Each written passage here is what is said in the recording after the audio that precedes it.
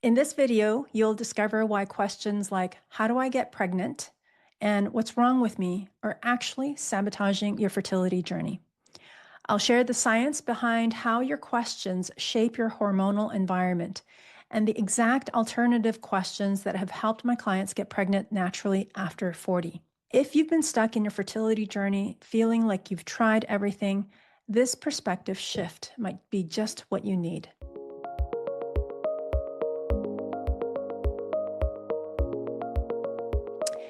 As women on the motherhood journey, we're often taught to focus on how. How do I get pregnant? How do I fix this? How do I do more? But we don't realize how those questions are actually shaping our energy, our biochemistry, and our entire experience of the motherhood journey. When you wake up each morning and immediately think, how do I get pregnant this month? Your body doesn't just process that as a neutral thought. Your body actually responds to this question on a biological level. Your nervous system hears urgency. Your hormones shift in response to pressure. And your body, in its deep wisdom, prepares to survive, not create. What if I told you that this seemingly innocent question of, how do I get pregnant, might be creating an invisible barrier between you and your baby? It sounds counterintuitive, I know. How could asking about pregnancy possibly block conception? The answer is in the way your body interprets your thoughts. The subconscious doesn't distinguish between hope and fear. It just absorbs what you repeat. When your inner dialogue is constantly cycling through what's wrong with me, why isn't this working, am I broken, your body doesn't take that as curiosity. It takes it as instruction. Your subconscious mind doesn't filter information, determining what's correct and real versus what's hypothetical. It simply accepts what you repeatedly feed it as truth. When you constantly ask, what's wrong with me? Your body thinks that there's something actually wrong. Your nervous system then responds with stress hormones. Cortisol and adrenaline flood your system, preparing you for danger rather than creation. Your body can't tell the difference between a physical threat and an emotional one. From a biological perspective, these questions feel like danger signals. These stress hormones create a biochemical environment that can actually work against conception, even when you're doing everything right with diet, supplements, and treatments. Your reproductive system is very sensitive to these subtle shifts. When your body perceives threat or scarcity through the questions you ask, it wisely prioritizes survival over creation. Think about it. When you're constantly questioning what's broken, your body receives the message that something is actually broken and needs fixing. The language we use with ourselves isn't just semantic, it's instructional. Words have power. You probably felt their power when you were at your doctor's office and they told you what your chances are, or that you're better off using donor eggs. With each worried question about what's wrong with your body, you're essentially programming your subconscious to find problems rather than solutions. When you continually question your body's ability to conceive, you're unintentionally teaching your nervous system to remain vigilant, searching for flaws rather than possibilities. Over time, these habitual questions become the lens through which you view your entire fertility journey. Each negative pregnancy test or period that comes or challenging cycle becomes further evidence that something is fundamentally wrong. Not because it truly is, but because that's the question you've programmed your mind to answer. What's wrong with me? Why isn't this working? This is why medical interventions sometimes fall short of expectations. You can be taking all the right supplements, eating the perfect fertility diet, and following every protocol to the letter. But if your internal questioning remains rooted in fear and doubt, your body receives mixed messages. The mind is fighting what the body is designed to do. And eventually, the body will capitulate to the mind and say, "You're right, my eggs are too old. It's over for me." So let's try something different. Instead of, "How do I get pregnant?" or "What's wrong with me?" what have you asked?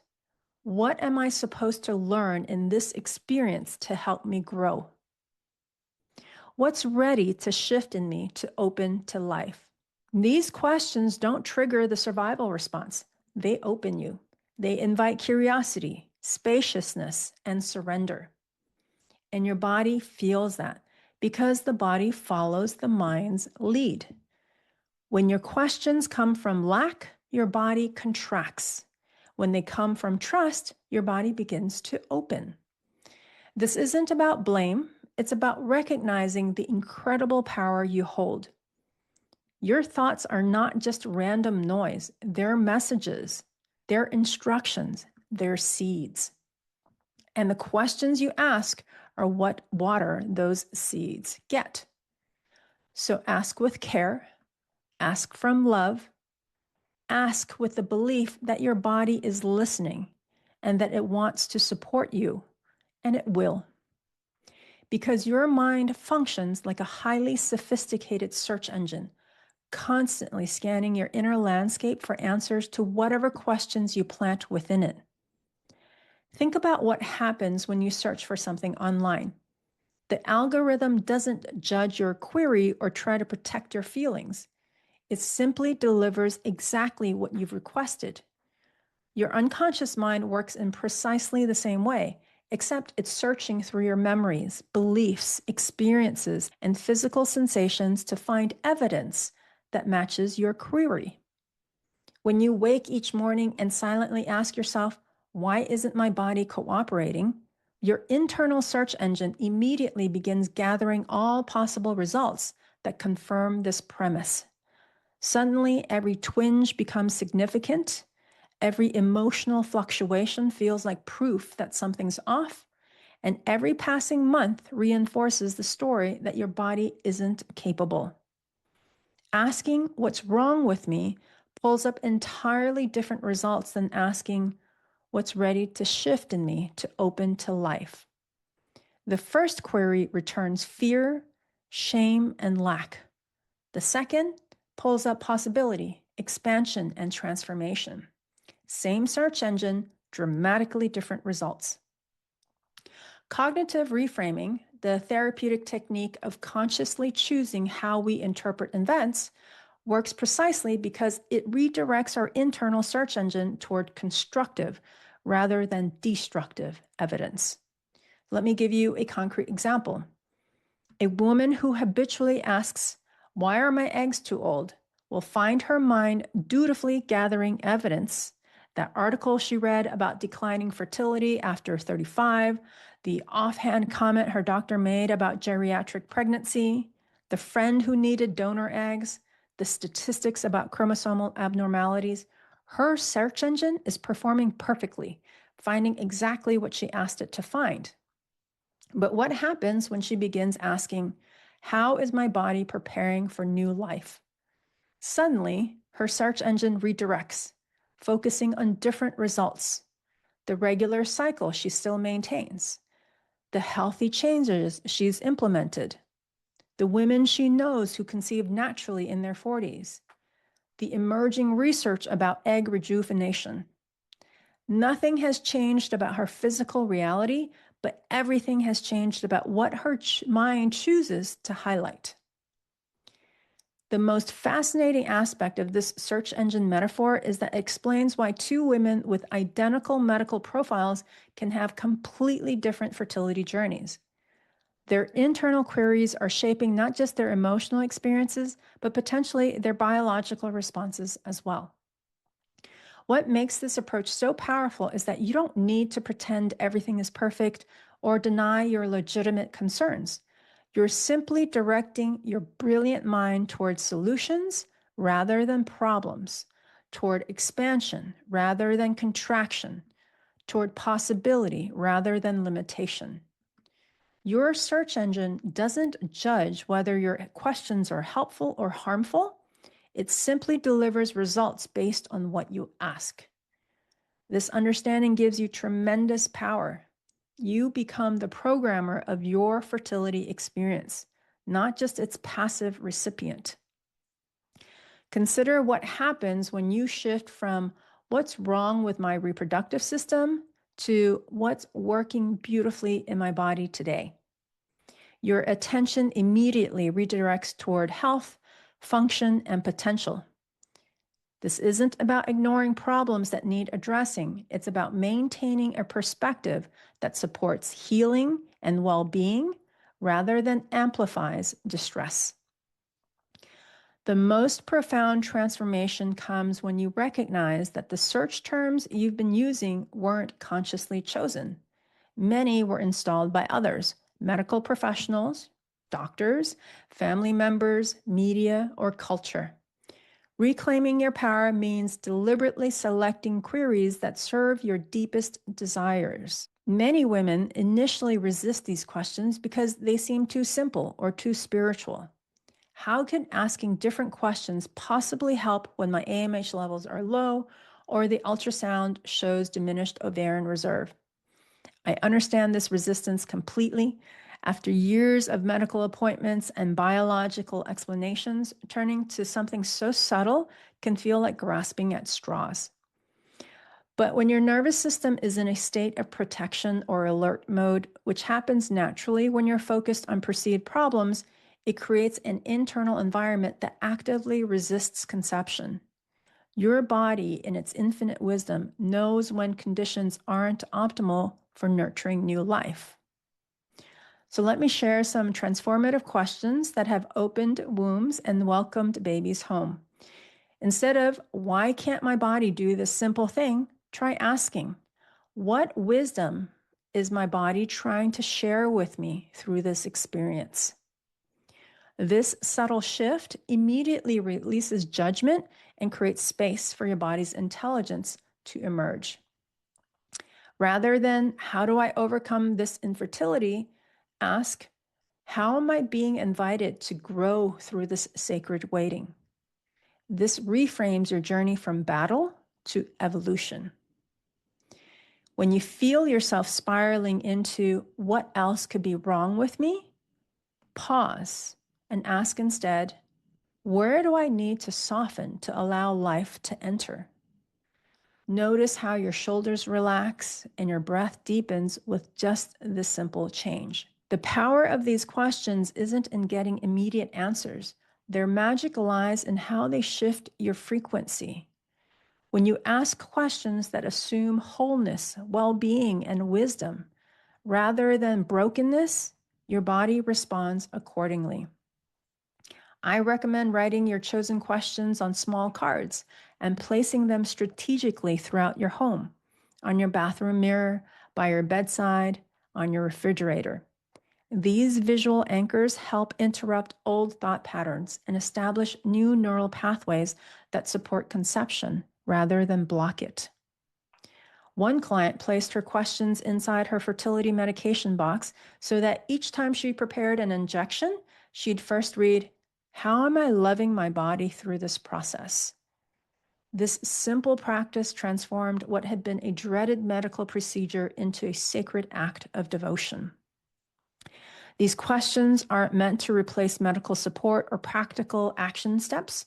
Rather, they create the internal conditions where both natural conception and medical interventions have the best chance of success. They foster self-trust and openness to the possibilities of your unique fertility journey. What makes these questions so powerful is how they calm your nervous system. When you consistently ask questions that assume your body is perfect, just as she is right now, rather than brokenness, you naturally shift into receptivity. By consciously choosing questions that honor your body's wisdom, you're creating an energetic alignment with motherhood that transcends age, diagnosis, and statistical odds. You're establishing a loving dialogue with your womb that says, I trust you. We're in this together. When you establish this trust with your body, something remarkable happens in the space between trying and surrendering. Have you noticed how women who conceive after years of struggle often share one common experience? They describe a moment when something deep within them finally released. A moment that my Believe to Conceive program was specifically designed to create. This program emerged from my 25 years of supporting women over 40 on their conception journeys. I've watched countless women transform their relationship with fertility when they received the right guidance, community, and sacred practices. I've heard the hesitation in so many women's voices. Julie, I've already spent thousands on medical treatments. How could mindset work possibly help me? This question comes from a very understandable place. When you're navigating the complex world of fertility treatments, energy work and belief transformation can seem too ethereal compared to the tangible nature of medical procedures. But here's what the medical community is only beginning to recognize. The mind-body connection isn't supplementary to your fertility. It's foundational. Believe to Conceive doesn't ask you to abandon medical support. Instead, it creates the optimal internal environment where those treatments can flourish. Think of it as preparing the soil before planting seeds. Rather than simply throwing seeds onto unprepared ground, the 6-week journey unfolds in a careful sequence that honors where you are right now. We begin by mapping your current belief landscape around fertility, motherhood, and your body's capabilities. Many women are shocked to discover beliefs they've been carrying for decades without realizing how deeply these thoughts have shaped their reproductive experience. Whether you're trying to conceive naturally or working with reproductive technology, the program helps align your entire being, mind, heart, body, and spirit with the mother you're becoming. This alignment creates the optimal conditions for life to begin, regardless of which conception path you choose. So how exactly does the Believe to Conceive program transform your fertility journey? By providing a structured framework where you can release limiting beliefs, ask empowering questions, and create an internal environment where conception becomes not just possible, but natural. It bridges the gap between what medical science offers and what your soul knows is possible. Our next 6-week journey begins soon, and I would be honored to welcome you into our circle. This isn't just about getting pregnant, it's about reclaiming your relationship with your beautiful, wisdom-filled body. It's about stepping into motherhood from a place of wholeness rather than desperation. The link is in the description. When you shift from asking what's wrong with me to what's trying to emerge through me right now, or what beliefs am I ready to let go of to become the mother I'm meant to be, you create space for magic to unfold. This simple practice isn't about denying your challenges. It's about honoring the wisdom already living within you. Your body knows how to create life. Your heart knows how to love. Your spirit knows how to transform. Try it this week and watch what blossoms.